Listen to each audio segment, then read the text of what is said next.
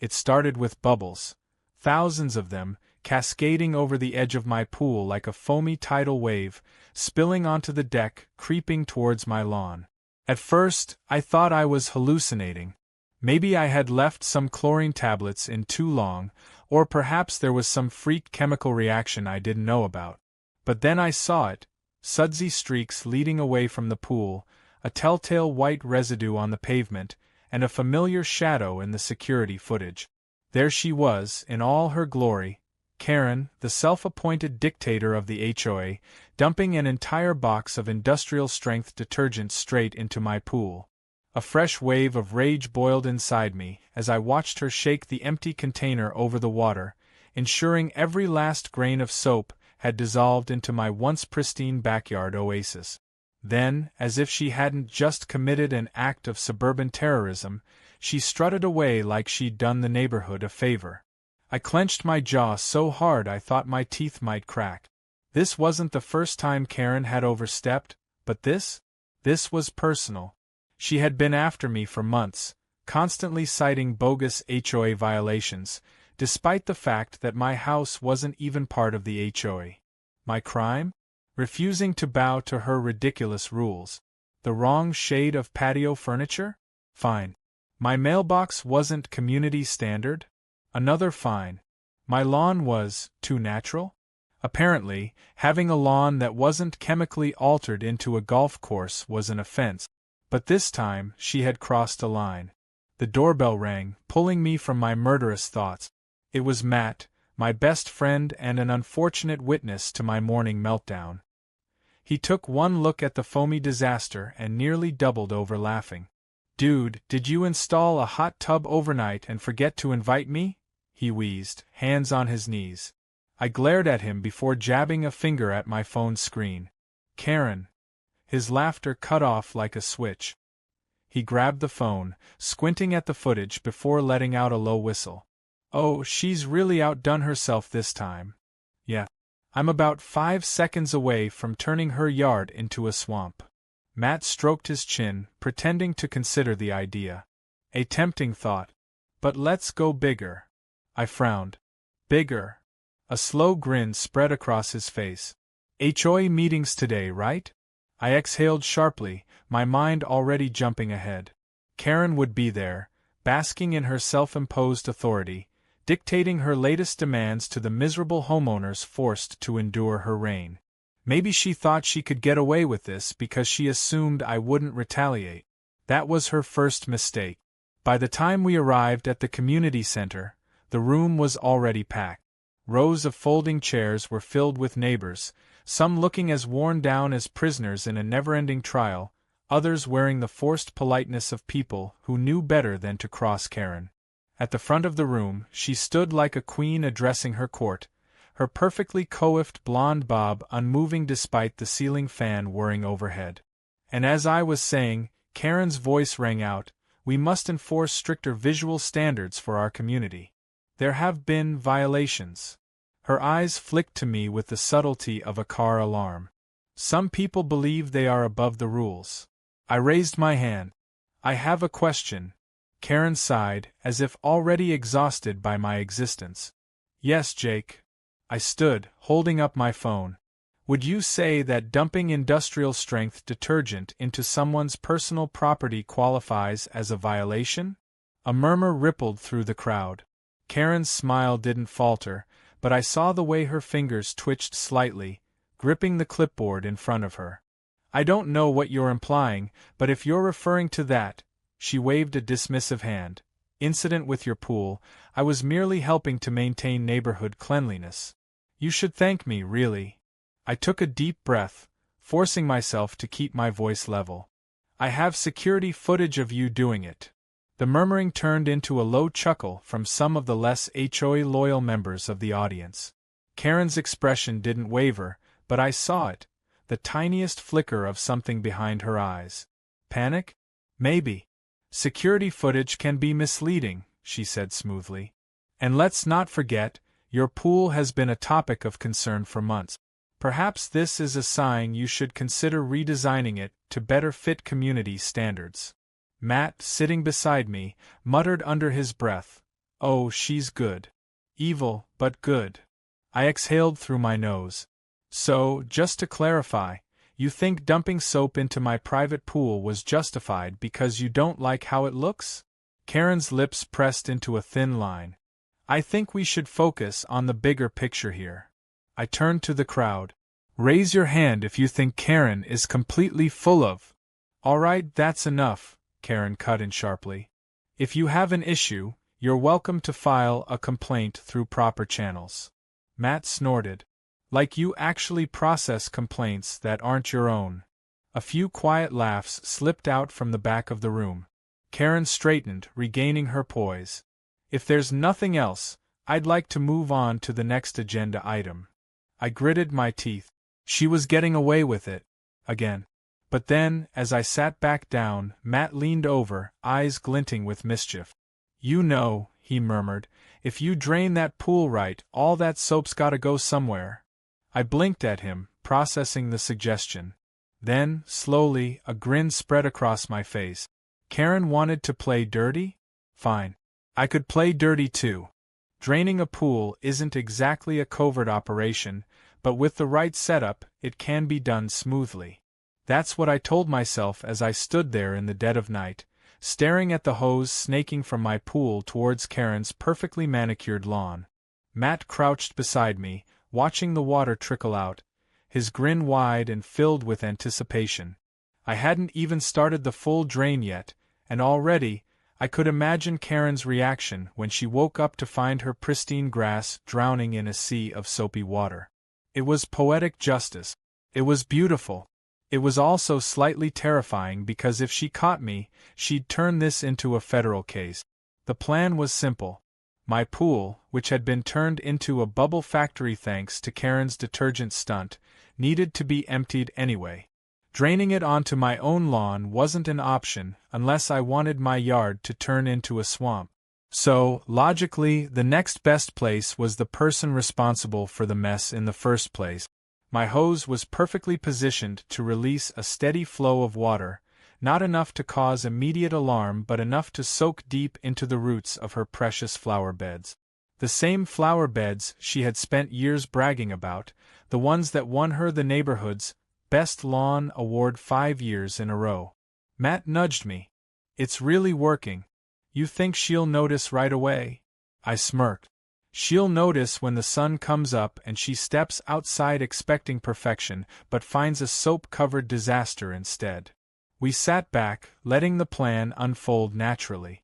The night air was crisp, the quiet hum of the draining water almost meditative.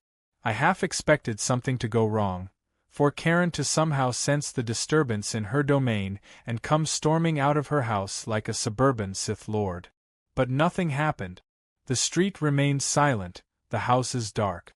It was almost too easy. The next morning, I woke up to chaos. It started with the shouting. Loud, screeching, Karen-level shouting that rattled the entire block. I groggily pulled myself out of bed, rubbing my eyes as I made my way to the window.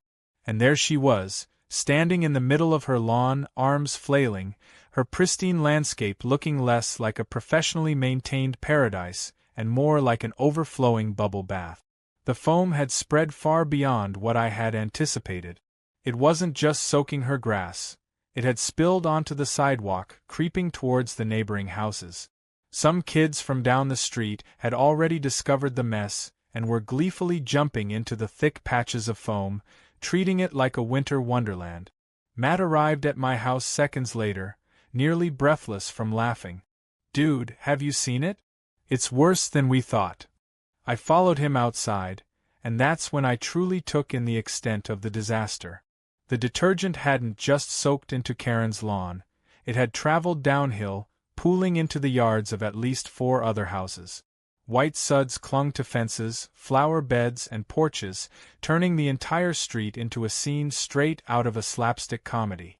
The neighborhood had essentially been turned into a giant bubble party, and Karen was losing her mind in the center of it. I barely had time to process it before she spotted me. Her eyes locked onto mine like heat-seeking missiles, her face an unnatural shade of red. She stormed across the soapy street, slipping slightly but catching herself before she could completely eat pavement. "You!" she shrieked, stabbing a finger in my direction. "This is your doing." I put on my best look of confusion, though I could feel Matt vibrating beside me, barely holding back laughter. "My doing? Karen, I woke up just like everyone else. What exactly are you accusing me of?"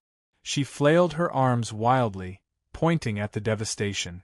"You drained your disgusting mess onto my property. Do you know how much damage this could cause? My lawn, my flowers, my irrigation system." A deep, satisfied part of me wanted to remind her that she was the one who dumped soap into my pool in the first place. Instead, I simply raised an eyebrow. "Seems like karma to me." That was the wrong thing to say. Her face somehow turned an even deeper shade of crimson. "You are going to pay for this. I am calling the HOA, the city, and the police. This is destruction of property." I sighed. "Karen, I just drained my pool. If that soapy water somehow ended up on your lawn, well, that sounds like an unfortunate coincidence." She let out a frustrated shriek before storming off towards her house, already dialing numbers on her phone. By the time the city inspector arrived, the scene had only gotten worse. The foam had spread further, some of it even drifting onto the main road. The kids were still playing in it, their parents too amused to stop them. A few neighbors were even taking pictures, likely to add to their collection of reasons why Karen shouldn't be in charge. The inspector was a middle-aged man who looked like he had seen enough suburban nonsense for a lifetime. He listened to Karen's frantic explanation, his expression remaining flat and unimpressed as she dramatically pointed at the soap-covered ruins of her front yard. When he finally turned to me, he let out a tired sigh. "Sir, did you drain your pool onto her lawn?" I kept my face neutral. "I drained my pool, yes. But where the water went after that, well, I can't control gravity." Matt snorted so hard I thought he might choke. The inspector pinched the bridge of his nose before pulling out his notepad. "Technically, there's no ordinance against draining pool water, but considering the—" he gestured vaguely at the foamy chaos. "Extent of the damage, I need to investigate further." Karen crossed her arms, looking victorious. "Finally. Arrest him." The inspector gave her a long, unamused look. "Ma'am, this isn't a criminal matter. At worst, it's a civil dispute." Karen's mouth opened and closed like a fish, completely thrown off by the lack of immediate legal consequences. Meanwhile, Matt leaned over and whispered, "I love how she thought you were going to be taken away in cuffs over some soap." I fought back a grin. "Yeah, a real high-stakes crime." The inspector took a few more notes before stepping back. "I'll have to file a report, but unless there's actual property damage beyond some lawn issues, this isn't something that warrants further action." Karen made a strangled sound, her frustration reaching new heights. "This is an attack. A coordinated attack on my property." Before the inspector could reply, Matt, who had been fiddling with his phone, suddenly let out a triumphant laugh. "Oh man, this just keeps getting better. Jake, you're gonna love this." I glanced at him, confused. "What?" Matt turned his phone around, showing me something that made my stomach flip in the best way possible. Karen's been breaking the law this whole time. Whatever had been left of Karen's smugness vanished in an instant. I looked at the screen and then back at her. She had no idea what was coming next. Karen's smugness drained from her face the moment she saw Matt's phone screen. Her lips parted slightly, her confidence flickering as she tried to process what was happening. I stepped forward, taking the phone from Matt's hand, my eyes scanning the screen. And there it was, the kind of revelation that could make even the most power-hungry HOA queen crumble. Matt had dug up property records, water usage reports, and even a few neighborhood complaints that never made it past Karen's iron grip.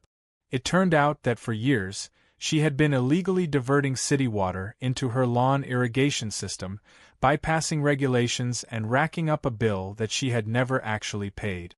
The records were clear. She had installed an unauthorized underground connection, drawing thousands of extra gallons without approval. It wasn't just a violation of HOA guidelines, it was an outright offense. I looked up from the phone, my expression slow to morph into the satisfaction I felt bubbling up inside me. Karen, I said, dragging out her name just enough to watch her squirm. You wouldn't happen to know anything about illegal water siphoning, would you? Her hands clenched at her sides. That's ridiculous. The city inspector, who had been trying to remain neutral in this whole mess, suddenly straightened. What did you just say? Matt, unable to hold back his excitement, turned his phone around for the inspector to see. She's been stealing water for years. That fancy green lawn? Yeah, it wasn't because of her so-called award-winning gardening skills. She's been running her own little water network. Karen's face turned ashen. She opened her mouth, closed it, then tried again. That's a complete lie. You can't trust some internet conspiracy Matt found on his phone. The inspector took the phone, his brow furrowing as he scrolled through the document. His silence stretched, and then he exhaled heavily, rubbing his temple like a man who had just realized his simple HOA dispute had turned into a government-level scandal. These are public records, he muttered. City complaints, violation reports, meter readings that don't match usage records. He turned back to Karen, and this time, the polite neutrality was gone. Ma'am, this is serious. Karen's panic was setting in now. This is harassment. They're making things up. You need to arrest them, not me. The inspector ignored her and pulled out his radio. I need someone from the water department out here ASAP. We might have a case of illegal siphoning. Karen sputtered, her carefully crafted composure shattering into pieces. The neighbors, who had previously been watching the soap-covered fiasco unfold with mild amusement, were now whispering amongst themselves, realizing that the woman who had terrorized them with fines and complaints had been breaking the biggest rule of all. One of the older residents, Mr. Thompson, chuckled under his breath. Looks like the HOA queen isn't as squeaky clean as she wants us to be. Karen turned on him, her face contorting in rage. You all are ungrateful. I built this neighborhood. I made it beautiful. By stealing from it? I asked, tilting my head. She let out a frustrated shriek before pointing at me again. This is your fault. You and your disgusting pool. If you had just followed the rules, none of this would have happened. Matt laughed so hard he had to clutch his stomach. Oh, this is gold. She actually thinks she's the victim here. The next hour was a blur of escalating event. The city inspector called in reinforcements, and within minutes, workers from the water department arrived with equipment to check the irrigation system. They found the illegal connection almost immediately, pipes hidden beneath Karen's flower beds, rerouted straight from a main city line. It wasn't just a minor infraction, it was theft. A costly, recordable, and prosecutable theft. Karen's excuses spiraled from outrage to desperation. She tried to claim ignorance, saying she had no idea how the system had been installed. Then she accused her late husband of doing it without telling her. Then, when that failed, she blamed the previous homeowner, despite the fact that she had lived there for over 20 years. The more she talked, the deeper she dug her own grave. The final nail in the coffin came when the water department official looked up from his report and shook his head. Ma'am, you've been flagged for unauthorized water use for nearly a decade. That's tens of thousands of dollars in unpaid city fees, not to mention potential fines. This is going to require legal action. Karen paled. Legal action? Most likely a hefty fine, the official continued. Possibly even charges if the city pursues them. The collective gasp from the neighborhood was almost comical. Karen, the woman who had made everyone's lives miserable, was about to face actual consequences. Real ones. Ones that she couldn't just bully her way out of with fake HOA rules. Her mouth opened and closed again, but she had nothing left to say. She was cornered, and she knew it. As the city officials started documenting everything, the HOA members who had once been her loyal enforcers began to shift away from her, whispering amongst themselves. It didn't take long before someone muttered, We should hold a vote to remove her. Matt's eyes lit up. Oh, now that's a plot twist I can get behind. Karen tried one last desperate attempt at control. You can't remove me. I am the HOA. A younger woman, who had been sitting quietly for most of the ordeal, crossed her arms. Not anymore, you're not. Karen spun to the crowd, searching for any last shred of support, but all she found were blank stares and murmurs of agreement. She had lost. I watched it all unfold, arms crossed, letting the moment truly sink in. The woman who had spent years making my life miserable had just watched her entire empire collapse around her in a matter of minutes. And all because she wanted to pour soap in my pool. Poetic justice at its finest. By the end of the day, Karen had been officially stripped of her HOA position, fined an ungodly amount of money, and was left standing in the middle of her ruined lawn as the sun began to set. The suds had finally started to dissipate, but the damage was done. The once pristine lawn that had been her pride and joy was now a patchy, soap-stained mess. Matt and I sat back on my porch, beers in hand, watching the last of the city officials drive away. Well, Matt said, taking a long sip, that was an eventful day. I chuckled, stretching out my legs. Yeah. Think she learned her lesson? Matt snorted. Doubt it. But at least she won't be bossing anyone around anymore. I exhaled, feeling a strange sense of peace wash over me. For the first time in a long time, the neighborhood felt lighter. The reign of Karen was over. Then, as if the universe wanted to give me one final gift, I spotted something across the street. Karen, standing in the middle of her destroyed lawn, her arms crossed, glaring at the sudsy remains of her once perfect world. I lifted my beer in a silent toast. To karma. Matt clinked his bottle against mine. And to the best pool revenge in history.